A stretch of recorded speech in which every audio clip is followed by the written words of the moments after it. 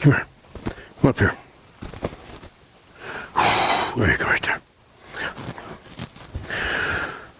All right, welcome back to the pen, and with Liberty here. So we've talked, a lot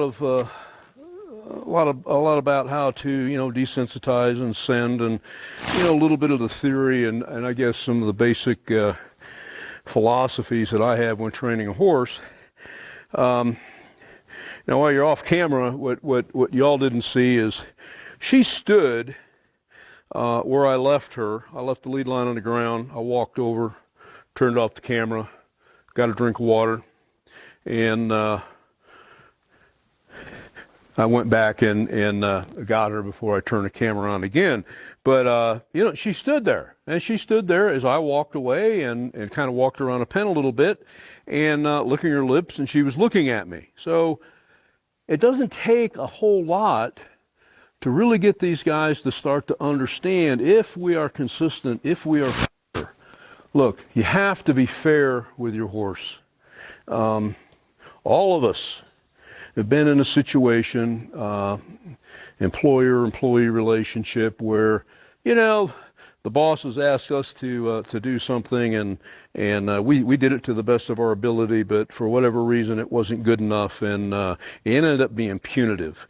I find that most of the time when things like that happen, at least my own experience is, number one, the task, whatever it was, wasn't explained fully or in an appropriate way, or the boss didn't really leave with me having a thorough understanding of what they were asking or what the time frame was and that kind of thing. So, as I started working with horses, it became pretty apparent to me that, most bosses, in fact, every single boss out there, if you have ever been in a management role, a supervisory role, you should treat your people like you would treat a horse, fairly, consistently. Make your expectations crystal clear. Your escalation of aid, it's an ask. Okay, I'll do that to the best I can. And for us, the suggestion might be, hey, Bruce, I noticed that you did this or that. Maybe a different way would have been X, Y, or Z. Okay, all right, I can learn from that. That's coaching. So I want to be able to coach my horse, just as I would want people to coach me, as I try to. All right, so we've desensitized with the stick and the string. Now, I don't desensitize ad nauseum, if you will, but I do, when I am desensitizing my horse, I have to make it count for something.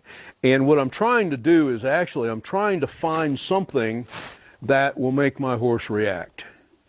So, flipping it over the back, she's pretty good. Now I'll do a little helicopter. A lot of horses don't like this. It makes that noise, you hear it.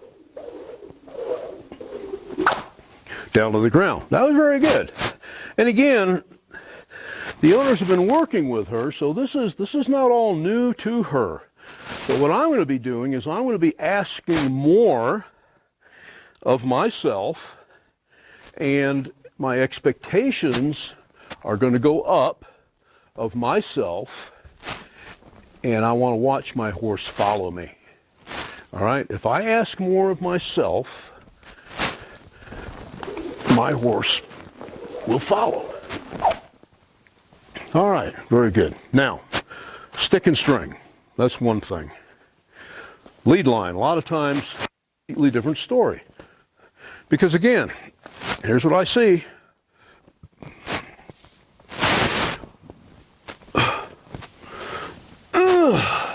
It's not that heavy. Wrist, flip it over, flip it over, flip it over, round the legs, round the butt. Yep, see, right there, around the butt. There's a sticky spot right there. So I'm saying, all right, so I'm going to come back on the back again.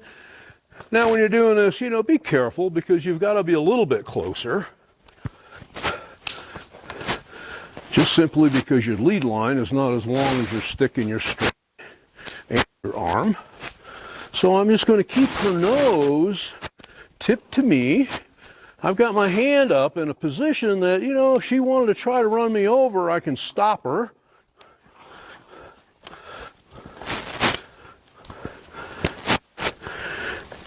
So you notice similar stimulus as with the string, but she reacts just a little bit differently. Acts a little differently. But over the top, over the nose, you know, I might come around the neck, come up here and go up between the ears and drag it across her face. Okay, change sides, same thing. Now, back on that right-hand side again. All right, so I normally am going to start out with a stick and the string on a horse that's unknown to me for the simple reason that I am this far away, control with my hand here. I got my stick and my string out here. I have further distance from the horse. So if the horse wants to react, do something stupid, which, you know, they always reserve the right to do, I am in a better position to defend myself, protect myself. Okay. All right. Along with the lead line on the ground, that means it's going to start meaning to her stand still, and she's going to get better and better and better at it, assuming that when you do this, you need to be at hand, and if she decides that she wants to try to walk off, you're going to have to correct her. So you're going to have to figure out a way, all right, if she's walking off, how do I communicate to her that that wasn't acceptable and I just simply want her to stand still? So the other thing I want to be able to do is I want to be able to put my lead line up over the butt right here. And I want my horse to understand that, hey, I'm by her, I'm touching her, stand still. Stand still. Now walk around her, back to the shoulder. Okay. I'm going to take my lead line now in my right hand. I'll just pet her. I'm going to let it fall. And what I'm going to do is I'm going to hold the line up here with my left hand. And I'm just going to get her. She's going to try to walk around here a little bit. I'm going to say, no, you're fine. You're fine. You see, this is new to her, and that's okay. It happened right there. She just kicked it out of my hand. That's not a problem. Let's pick it back up again. And I let her know, hey, this is no big deal. So I might take my lead line, flip it up over the back again. So some of these things that you're doing right now, you know, I can't script these, which is why it's good when you get a horse that wants to react a little bit. You know, I've done some of these in the past, and people say, well, you make it look so easy. What about a horse that doesn't know what they're doing? Well, okay, that's fair. My horses know. So I bring it back down again, and all I'm trying to do is just desensitize her a little bit. I'm saying, hey, you know, you're fine. You're fine. Now right here, careful, you don't get caught in the rear. I simply took this hand, I ran it forward on her side. You couldn't see it, but I started rubbing her on the side and she stopped. Perfect. Now, I'm going to let this line come down a little bit. I'm going to stand at her shoulder. I'm going to back away at a 45-degree angle. And I'm asking her, bring her hips around, bring the nose around, and come to me. Okay. Good. A little turnaround exercise. All right. So I'm going to throw this back up over again. This time, we're going to go on the other side. I'm going to step around the back of her. Now look, I'm stepping around behind this horse. I'm pretty confident that this horse is not going to do anything, right? She's not going to kick out at me. If she does, I'm staying close. The closer you are, the less it'll hurt. If you are apprehensive at all, you know, don't walk around the back of your horse. Not yet. You know, it'll come with time. So I'm going to let this now fall back down over her butt a little bit.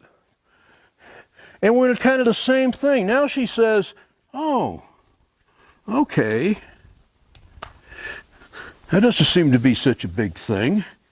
So now I'm going to walk away again at a 45-degree angle, and I'm backing up.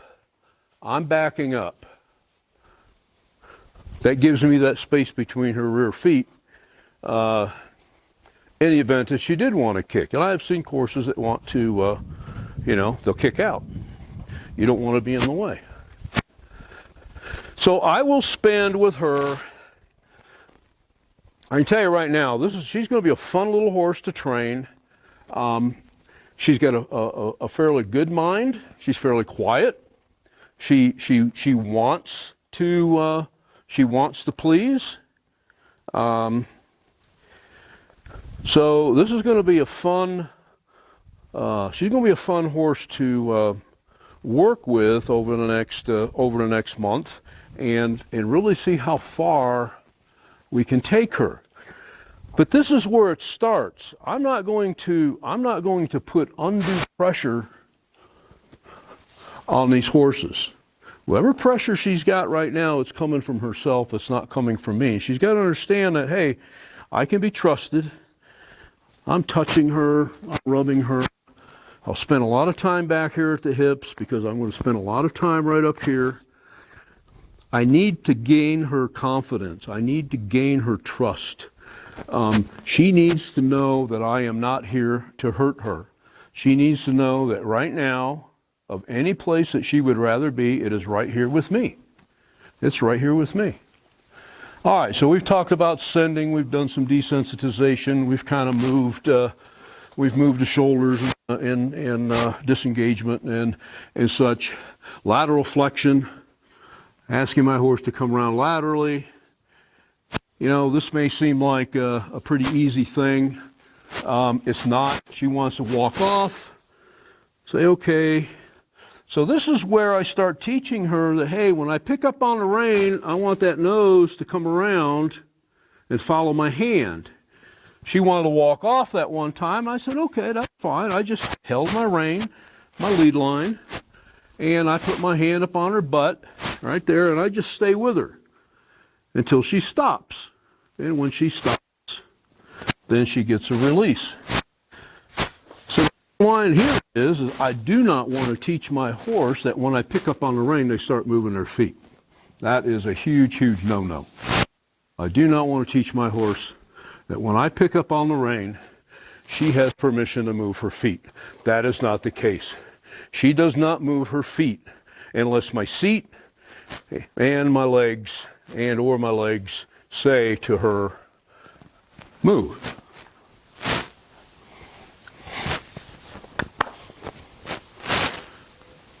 Now, when I'm asking for lateral flexion, you notice my lead line is up over the horse's butt. The float comes right across the shoulder here. I can reach forward right here. That's about as far as I can reach, and I stay in position right here. I bring my hand up to the withers. See, there's a little bit of float in that line, and she brought her head around. If I have to put tension on her to bring her head around, I do not want to physically move her head past 90 degrees right there. She'll make a right angle.